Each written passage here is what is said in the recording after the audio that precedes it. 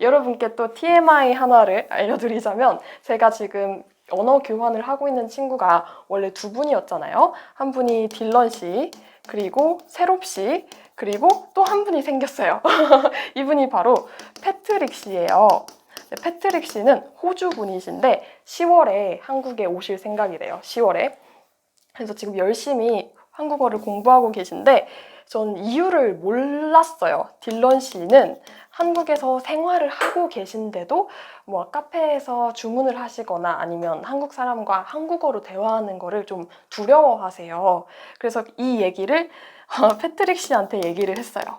근데 패트릭 씨가 저도 그래요. 그래서 제가 대체 왜 그러시는 거죠? 이렇게 이유를 여쭤봤더니 자기가 어떤 말을 할 때 한국 사람들이 네? 네? 라고 하는 게 이분한테는 너무 부담이 된다는 거예요. 그래서 자신은 자기 뇌 속에서 엄청 유창하게 말을 하고 있대요. 한국어를 되게 유창하게 하고 있는데 자기가 막상 말을 하려고 하면 이렇게 말을 하다 보니까 자신이 너무 바보같이 느껴진다고 하는 거예요. 그래서 제가 수업을 하고 있는 세롭 씨는 그러지 않으세요. 그래서 어떤 이유로 세롭 씨가 그러지 않는지 너무 궁금한 거예요. 그래서 여쭤봤죠. 딜런 씨랑 패트릭 씨가 이런 문제를 가지고 있다고 해요.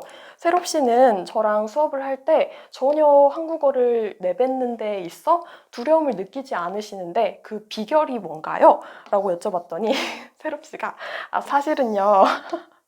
제가 한국어를 할 때 유일하게 두려움을 느끼지 않는 대상이 마리나 씨, 당신이에요 라고 하시는 거예요. 그래서 왜요? 그러면 다른 한국 사람들이랑 대화할 땐 좀 두려우신가요? 라고 했는데 네, 정말 두려워요. 제가 말을 했을 때 상대방이 네? 네? 라고 하면 저도 어쩔 수 없이 위축되기는 해요 라고 하더라고요. 전 이게 너무 놀라웠거든요. 일단 외국분들이 좀 아예 생소한 영어가 아닌 뭐 중국어가 아닌 아예 생소한 한국어를 공부할 때 저는 그냥 이걸 취미로 받아들이고 그리고 이분들은 꼭 배워야 하시는 건 사실 아니거든요.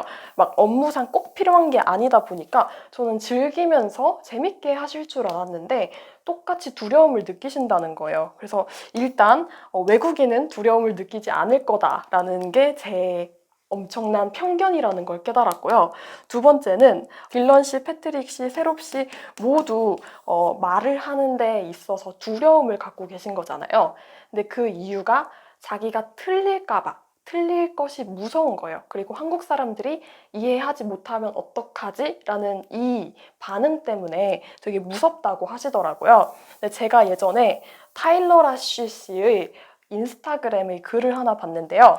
여러분이 만약에 마리나 씨는 오늘 바빠서 집에 가세요 라고 했어요. 바빠서 집에 가세요. 这是病句吧为什么呢？因为 가세요 是命令或者是请求，那么我们得使用뭐뭐 으니까 바쁘니까를 써야 되는 거잖아요. 근데 내가 한국어를 공부하고 있는 이 논리 안에서는 바빠서가 맞았던 거예요. 그래서 이걸 말을 해보았고 근데 이게 틀렸다. 아니라고 결론을 얻은 거죠. 그러니까 자신의 뇌 속에는 프로그래밍이 되어 있는 거죠. 그래서 A 的话, B 的话, C 이런 프로그래밍이 되어 있기 때문에 여러분 A이고 B여서 바빠서라고 한 거예요.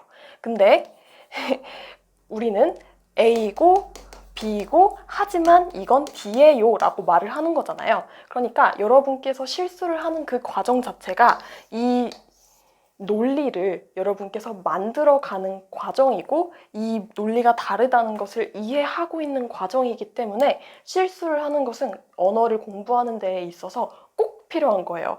그러니까 무서워하지 않으셨으면 좋겠다고 말씀을 드리고 싶었고요. 그리고 저 같은 경우에는 TS 발음이 너무 힘들거든요. 진짜 너무 힘들어요. 그래서 제가 세롭 씨한테 저는 제가 TS 발음을 할 때 다른 나라 사람들이 못 알아들을까 봐 걱정이 돼요. 이랬더니 세롭 씨가 발음에 관련된 좋은 얘기를 해주더라고요. 마리나 씨 너무 걱정할 필요 없어요. 마리나 씨가 지금 영어를 다시 배운 지 2달밖에 안 됐고 저는 한국어를 배운 지 4달밖에 안 됐잖아요. 발음이라는 것은 원래 뭐 우리처럼 28년을 영어만 쓰거나 뭐 네덜란드어만 쓰거나 한국어만 쓴 사람이어야만 그래야만 유창하게 할 수 있는 건데 우리가 2달, 4달 그 언어를 배우고서 어떻게 28년 동안 한국어만, 영어만 한 사람처럼 잘할 수 있을까요? 그러니까 발음에 대한 부담은 좀 내려놔도 될 것 같아요 라고 하시더라고요. 새롭 씨가 그래서 우리는 2달짜리, 4달짜리 아이다 라고 하시더라고요. 그래서 저는 이것을 발음에만 국한할 게 아니라 언어 공부하는 것 자체가 아이라고 생각을 하고 틀리는 것을 두려워하지 말아야 한다는 생각을 하게 됐거든요. 2달짜리 아이가 뭐 바쁘니까를 바빠서라고 말해서 나 틀렸어 어떡해 이러지 않잖아요. 2달짜리 아이가 그렇게 말을 하는 건 정말 대단한 거죠. 그러니까 여러분도 만약에 한국어를 이미 2년 정도 공부를 하셨다면 여러분은 그냥 2살, 2살 아이인 거죠.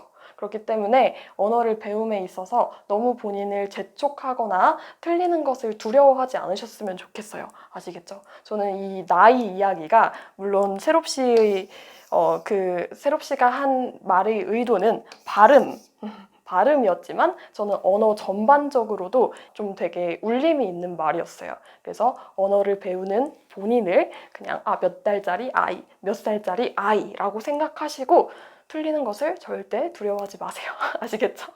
자, 그럼 계속 공부해 볼게요.